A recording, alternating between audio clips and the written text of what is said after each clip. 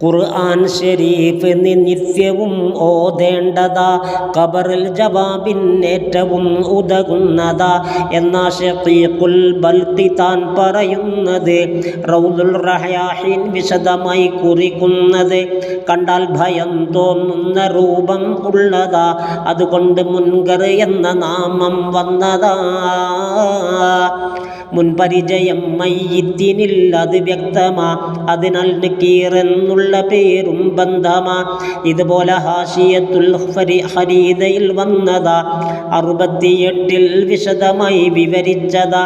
റൂഹിന ബദൻ മുഴുവൻ മടക്കും ഖീലയിൽ, പകുതിക്കുമേൽ ഭാഗം മടക്കും റാജിഹിൽ. ഇതുപോലെ തന്നെ മശാരിഖിൽ പറയുന്നതാ, 25 നോക്കിയാൽ കാണുന്നതാ. ഒഴിവാക്കണേ ഈ ഫിത്നയിൽ നിന്നന്ന്, അതിനുള്ള മാർഗം താ ഇലാഹി ഇന്ന്. ഖബറിൽ സുആലില്ലാത്തവർ പലരുണ്ട്, നിരവധി ഹദീസും തെളിവിലേക്കതിലുണ്ട്.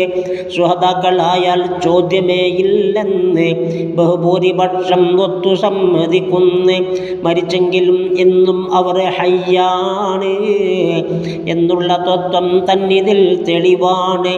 മുർസൽ നബിക്കും ചോദ്യമതിലില്ലെന്ന് ബഹറുൽ കലാമിൽ നസഫിയും പറയുന്നു. ഒരു ഖീലയിൽ അവരോടുമുണ്ടെന്നുണ്ട്, തബ്ലീഗിനെ കുറിച്ചാണതെന്നും ഉണ്ട്.